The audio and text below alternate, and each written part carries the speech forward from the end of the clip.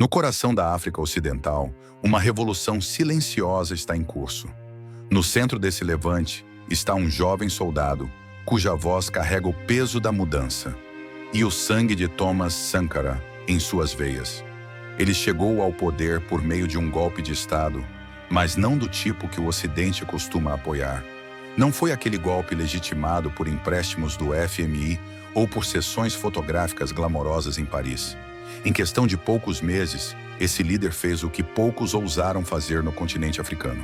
Expulsou as forças militares francesas, rasgou acordos herdados do colonialismo, cortou laços com os financistas ocidentais e denunciou décadas de neocolonialismo disfarçado de liberdade.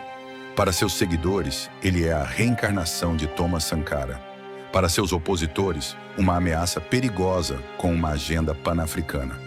Agora o mundo o observa com temor e reverência. Seu nome é Ibrahim Traoré. Mas Traoré não está apenas transformando seu país. Ele está desafiando a ordem mundial e despertando uma nova onda de resistência africana. Do Burkina Faso ao Sahel e além, por todo o continente. Ele se tornou símbolo de desafio para os oprimidos e pesadelo para os poderosos. Seu nome é entoado em protestos e temido nas salas de reunião dos antigos dominadores. Mas afinal, quem é Ibrahim Traoré? O que ele deseja? E por que o Ocidente está tão desesperado para conter sua ascensão?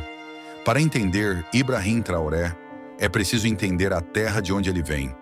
Um país que já sepultou mais revoluções do que qualquer outro na África. Burkina Faso, anteriormente chamado de Alto Volta, foi rebatizado por Thomas Sankara, o lendário líder anti-imperialista que governou nos anos 80.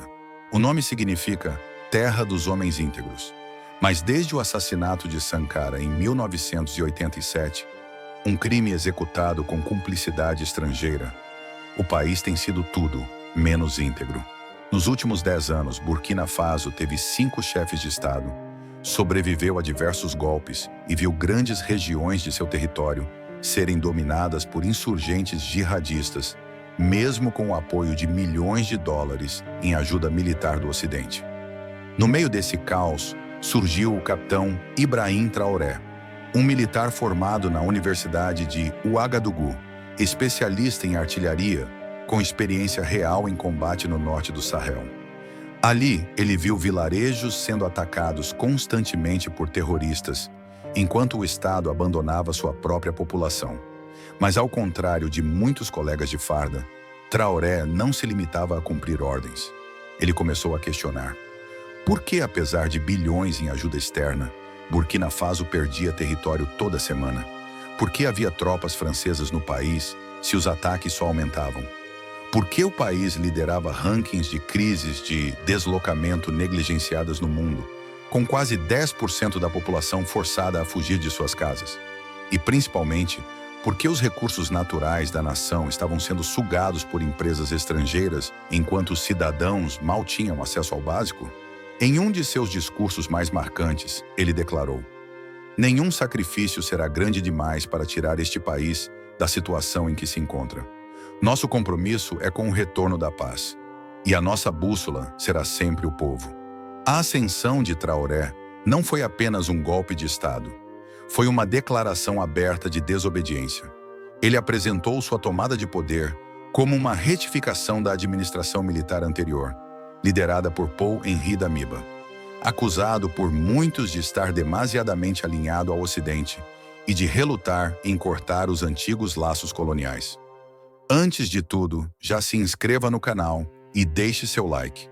Aqui você encontra tudo sobre Ibrahim Traoré, um canal 100% dedicado a acompanhar cada passo, cada decisão e cada desafio enfrentado por esse jovem líder que está mudando a história da África.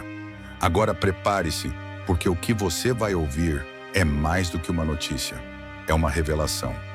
Sem apoio de elites financeiras e sem um histórico formal na política tradicional, Ibrahim Traoré se apoiou em algo muito mais profundo: o patriotismo burkinabê e o espírito revolucionário de Thomas Sankara.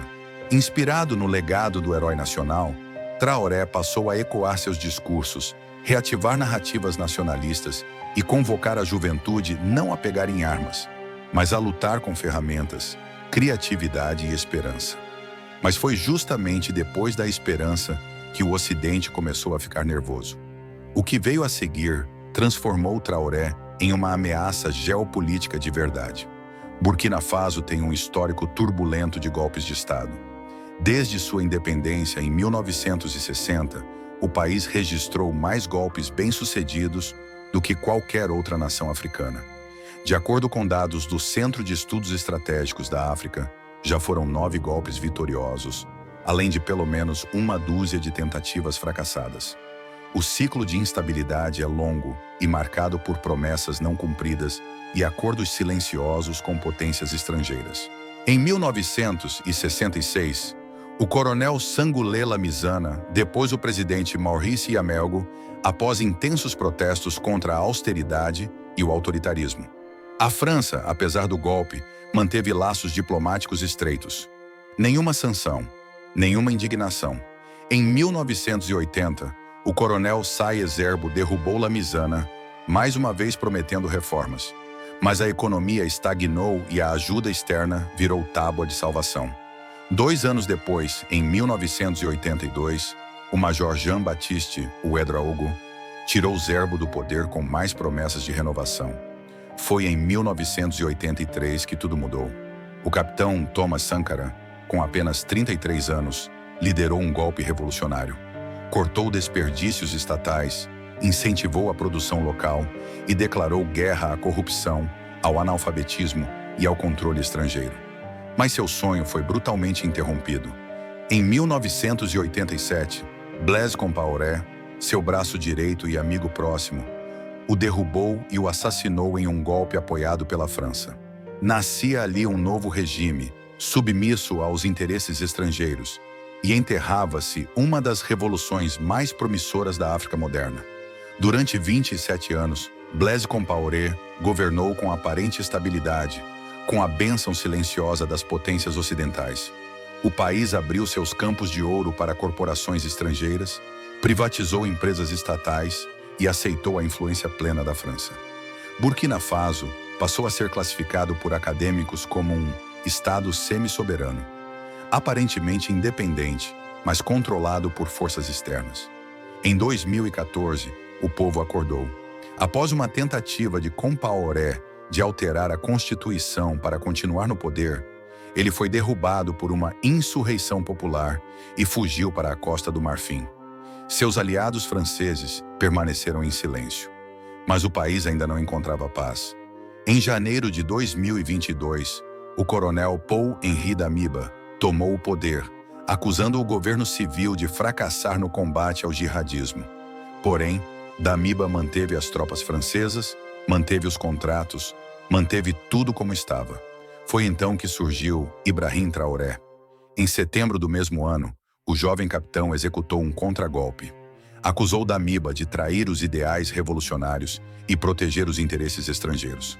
Assim, tornou-se o mais recente capítulo na longa história de golpes de Estado de Burkina Faso. Mas dessa vez, algo era diferente. Tudo mudou de fato em 1987, com o assassinato de Thomas Sankara. Aquele golpe eliminou uma revolução que ameaçava contratos de mineração franceses e o domínio ocidental na África. O resultado foi a instalação de um regime fantoche. A revolução foi sufocada, o ouro foi entregue, a soberania foi reduzida a um teatro e o Ocidente aplaudiu dos bastidores. Traoré nasceu em 1988, apenas um ano após a morte de Sankara. Cresceu sob o regime de Compaoré. Muitos de sua geração buscaram fugir para o exterior ou mergulharam no silêncio. Mas Traoré escolheu servir. Não foi moldado apenas por doutrinas militares, mas pela brutalidade da guerra no Sahel. Desde 2015, Burkina Faso vive uma insurgência violenta, liderada por grupos ligados à Al-Qaeda e ao Estado Islâmico.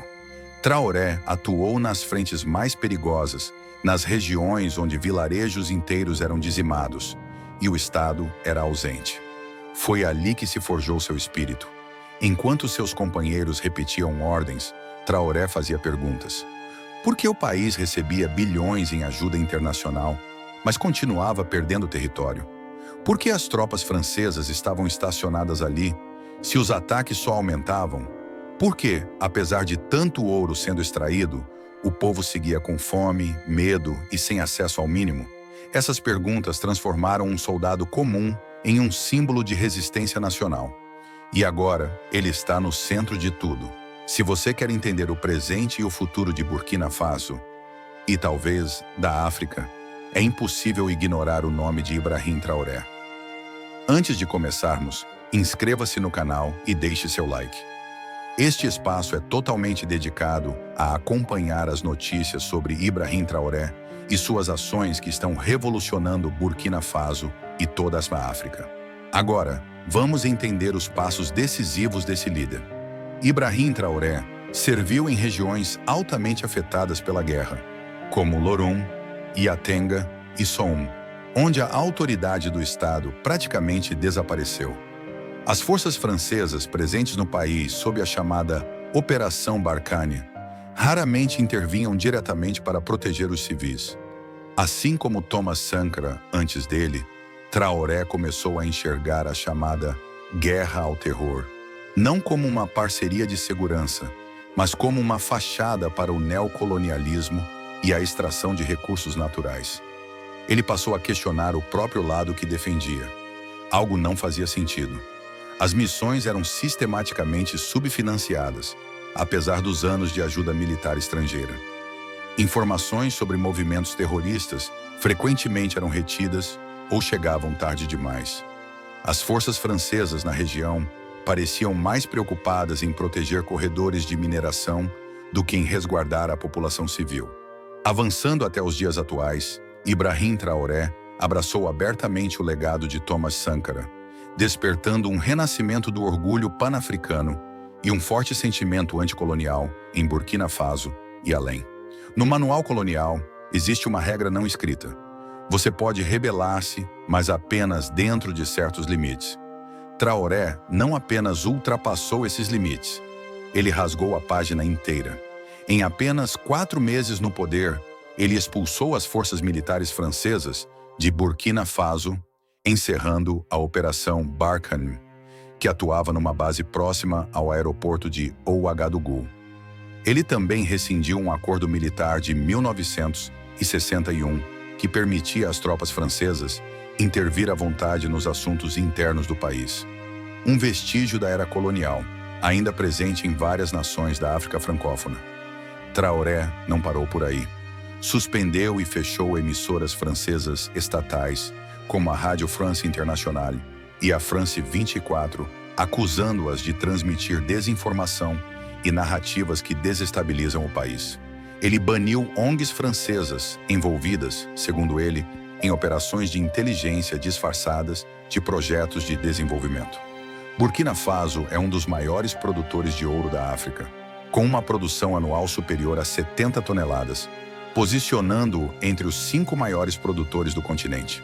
Contudo, mais de 90% dessa riqueza está sob controle de empresas estrangeiras, principalmente canadenses, britânicas, australianas e francesas.